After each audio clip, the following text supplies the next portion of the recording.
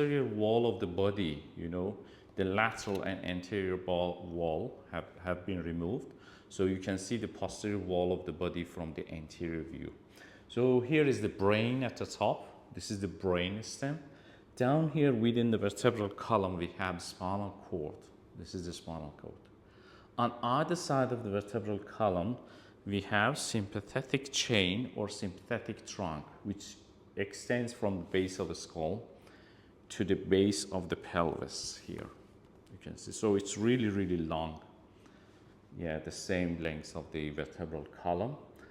So look at here. This is the thoracic segment and upper lumbar segment. So as I showed you, the cell body of the preganglionic sympathetic neuron are coming here from the lateral horn of the thoracolumbar segments, and then they exit through the spinal nerve, and they supply the synapses onto this ganglion. So the length of the sympathetic chain is really long. It's longer than the spinal cord or even the thoracolumbar. So what does it mean? It means that if the spinal nerve, the sympathetic nerve wants to supply the organs of the neck, head and neck, what will happen? So the thoracolumbar is here. It starts from the T1. Preganglionic T1 comes out. It does not synapses onto the postganglionic at this level. So it runs all the way up and synapses here in this ganglion, superior cervical ganglion, onto the postganglionic neuron, and then postganglionic neuron coming out and supplies the head and neck organs. So the second option is that, imagine that this is the T1, preganglionic cell body in the T1, and then axon comes out. It runs all the way out without synapsing into this thoracic or lower cervical ganglion. It runs all the way up to get into this superior cervical ganglion. Then it synapses onto the postganglionic neuron in this ganglion, and the axon coming out and supplies for example, the smooth muscles of the eye. The second option is that, imagine that sympathetic neurons want to supply the reproductive system within the pelvis. So the last segment is L2 for this sympathetic neuron.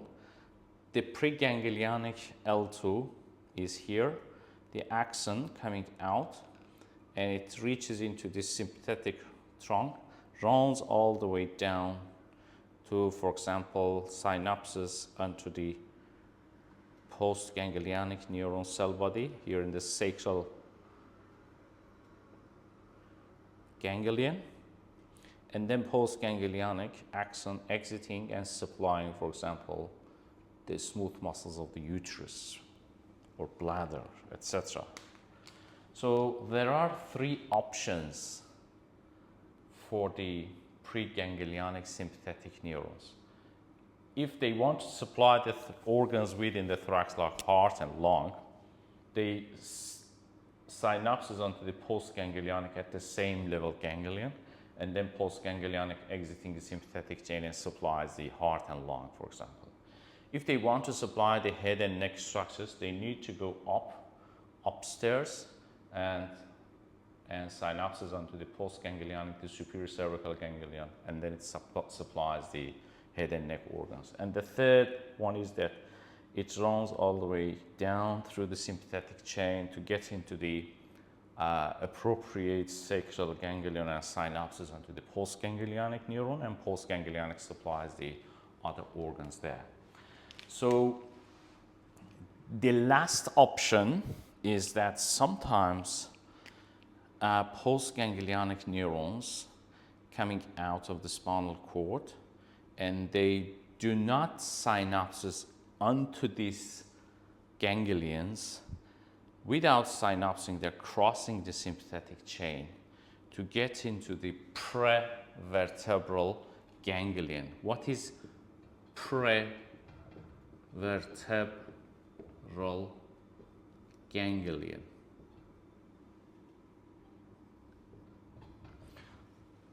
We have paravertebral,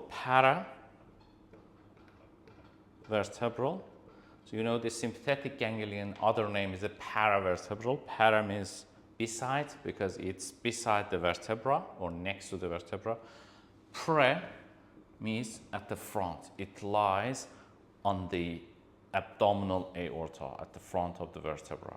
So we have some prevertebral ganglion. Say for example, we have celiac, superior mesenteric, inferior mesenteric ganglions. They are prevertebral ganglion. They overlie the aorta, abdominal aorta. They take their name from the branches of the aorta. So yeah, and then they supply the synapses under the postganglionic neurons into this prevertebral ganglion, and then postganglionic neuron axon exiting and supplying, for example, the gut. So this is the last option, and they are called the splanchnic nerve. We have greater splanchnic nerve or greater thoracic splanchnic, lesser thoracic splanchnic. They are greater, lesser. There is an exception, you know. I showed you 4 different options, but there is an exception that for the gland, we have a adrenaline gland or suprarenal gland. Supra means above, renal means kidney. Above the kidney, we have suprarenal or adrenaline gland. So this exception is that, so the preganglionic neuron, the axon of the preganglionic neuron exiting the thoracic segment of the spinal cord and crossing the sympathetic chain without synapsing there, and then it gets to the suprarenal gland and synapses onto the medulla. Medulla means the center, and stimulate the medulla of the suprarenal or adrenaline gland to produce and release adrenaline, which can affect the whole body, whole organs. So this is the exception. There is no postganglionic neuron. The exception is that the preganglionic directly without synapsing into the paravertebral or prevertebral ganglion, it synapses onto the medulla of the adrenaline gland. So it's the adrenaline gland. The other thing finally I'm going to show you is that postganglionic neuron are really tiny nerves, so they cannot independently get into the targeted organs. So they need to jumping or hitchhiking onto the other neurons like spinal nerves branches or hitchhiking onto the arteries. It seems that postganglionic neurons and the branches of the spinal nerves or cranial, even cranial nerves and vertebral arteries, they are chit-chatting each other. So postganglionic neurons asking the other neurons or viscera, I mean the arteries, can you please pick me up and drop me off on your way? And the artery or the neurons mention that, yes, hop on.